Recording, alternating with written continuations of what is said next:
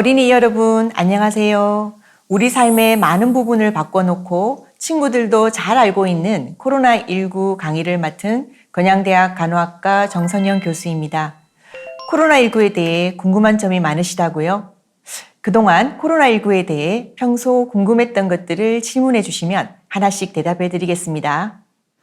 안녕하세요. 저는 인천 혜준초등학교 4학년 손정민입니다. 저도 코로나19에 걸려 첫 번째 날에 콧물이 많이 났어요. 제 주변에도 코로나에 걸려서 아팠던 친구들도 많은데요. 코로나19는 어떤 질병인가요? 코로나19를 유발하는 코로나 바이러스는 지금까지 3차례나 세계에 큰 충격을 주었어요. 박쥐에서 사양 고양이로 다시 사람에게 옮겨진 사스가 2003년, 박쥐에서 낙타로 다시 사람에게 옮겨진 메르스가 2012년, 마지막으로 우리 친구들도 잘 알고 있는 코로나 바이러스 감염증 19, 즉 줄여서 코로나19가 2019년 발생해서 지금까지 엄청난 피해를 주고 있어요. 사스, 메르스, 코로나19 모두 코로나 바이러스가 일으킨다고 볼 수 있어요.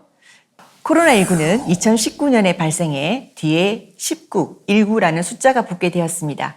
당시 중국 우한에서 많은 사람들이 폐렴을 앓았는데 이 원인을 조사하는 과정에서 처음 밝혀졌답니다. 그럼 코로나19는 어떻게 옮겨지나요? 코로나19에 걸린 친구와 가까이 대화를 하거나 교실같이 한 공간에 지내면 코로나19에 감염될 가능성이 커집니다.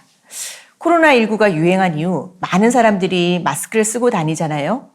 코로나19 바이러스는 기침과 재채기를 통해 쉽게 옮겨질 수 있기 때문에 이를 예방하기 위해서 마스크를 쓰고 다니는 것이에요. 코로나19에 걸린 친구의 기침이나 재채기에서 나온 침방울을 통해 옮길 수 있나요? 아니면 우리 친구가 만졌던 교실 문 손잡이 같이 물건을 만진 뒤에도 옮길 수 있나요? 코로나19는 물건이나 환경 표면을 만지는 행동을 통해서도 옮겨질 수 있어요. 환자의 몸에서 나온 코로나 바이러스가 문 손잡이, 교실 책상에 남아 있을 수 있죠. 이런 물건을 손으로 만진 후 코나 입을 만지면 바이러스가 몸에 들어가 옮겨질 수 있어요. 코로나19의 주된 증상은 무엇인가요? 대부분의 코로나19 환자는 열이 나는 증상을 보였지만 전부는 아니에요. 기침과 설사, 구역질, 구토, 복통 이런 증상이 나타난 사람도 있으니까요.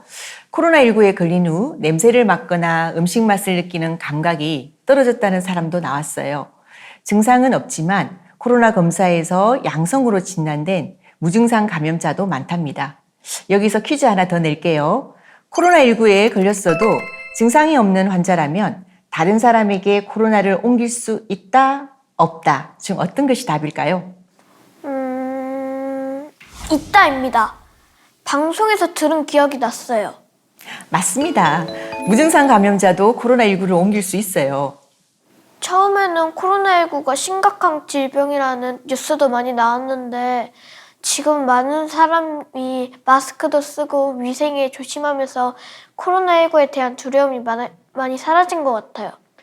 혹시 반드시 병원에 가야 하는 코로나19 증상이 있나요?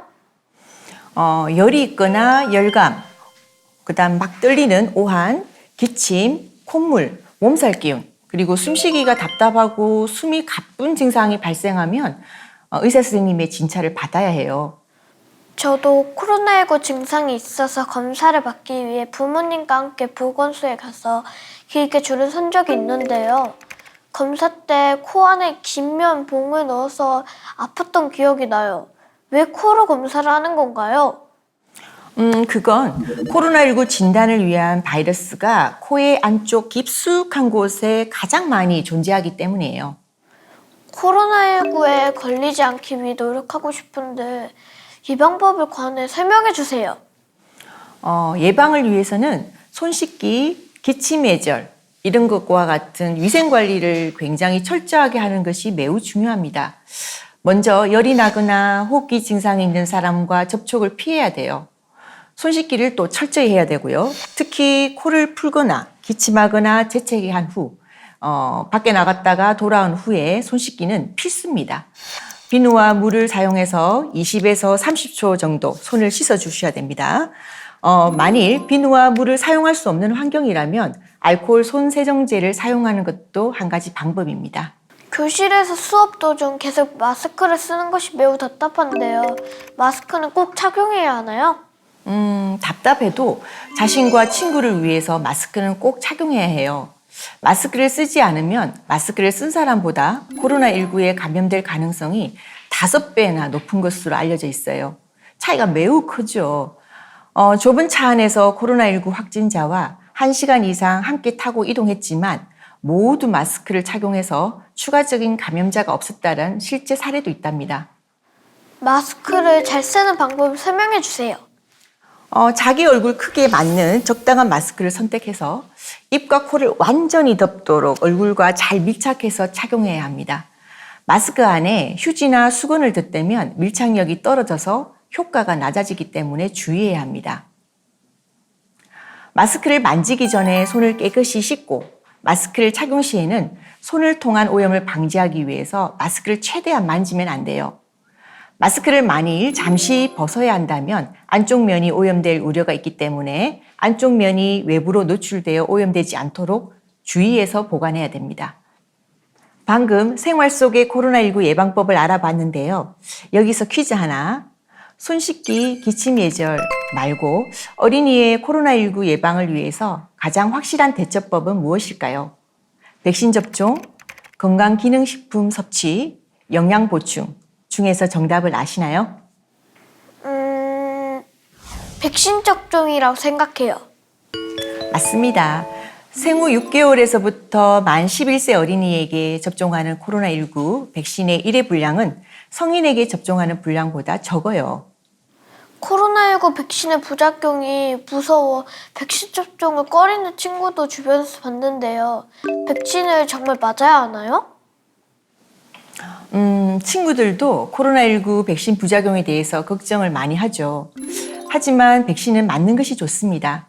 코로나19 백신은 코로나19의 감염과 전파 위험을 낮출 수 있고 중증, 굉장히 중환으로 가는 질환과 사망을 예방하는 데 도움이 됩니다.